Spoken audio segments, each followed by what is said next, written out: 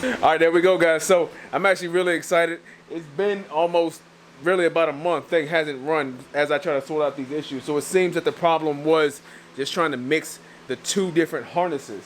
Now, of course, as you heard, I did cut it off, didn't let it run long because there's no air metering going on. There's actually no coolant in it.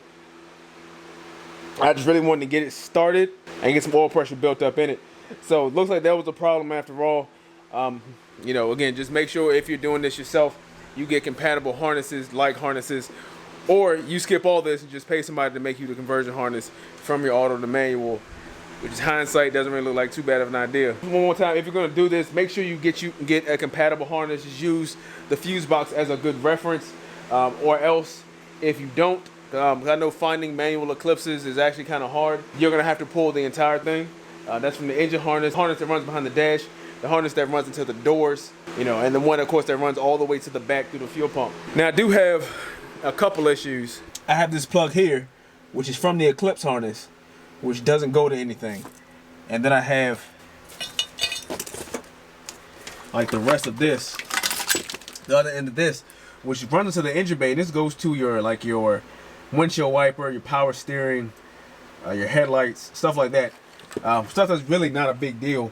But this on the Galant, it runs differently than it does on the Eclipse. So remember me saying that this harness here is actually two pieces, and it runs along this dash here, all the way on the other side. And there's a clip on that side that's right here behind this crash bar that doesn't mate up with the Galant one. So, and it seems to be specific to the Eclipse. I did try to pull several of those harnesses from several different cars, and it seems that plug is specific to the Eclipse. Now, like I said, this is not a huge deal because I believe these wires on this plug all correspond to what's on here. So all I have to do is try to mate those up, or figure some of that stuff out. But again, I'm not really worried about that now. The big thing is the car runs. It should drive. Again, it was driving beforehand. And of course, I'm sure I had some other issues. I did hear a loud noise. Now, I'm not sure if that's my downpipe rattling. I'm officially turboed, not boosted yet. I actually do have an email tune. I'll update you guys on who I went with and how that goes after we actually start making some progress. So he did already send me a base map to get the immobilizer deleted and get the car started. Now, I do have a few things to do. It does still have the stock injectors in it, but now that I know that it runs, I'm gonna get everything buttoned back up. And of course, we'll keep it moving from there. But now that I got this up and running, you'll see more content. Like, hopefully we can get some Mexico action going. I gotta check on a buddy of mine. He's supposed to be building his car. They were supposed to be built at the same time. So thank you guys for watching my video. Stay tuned, because hopefully we can get this thing up and running. Like I said, we get the tune going. I'll update you on who I used and how that's working. Like, the big thing is, though, now the car runs, we can actually finally get some actual content going. We might be able to get some Mexico footage going now. Granted, it is getting kind of late in the year, so things are going to start to slow down, but we still have time. In addition, I have made more progress on my all-wheel drive swap. I actually now have my Evo axles.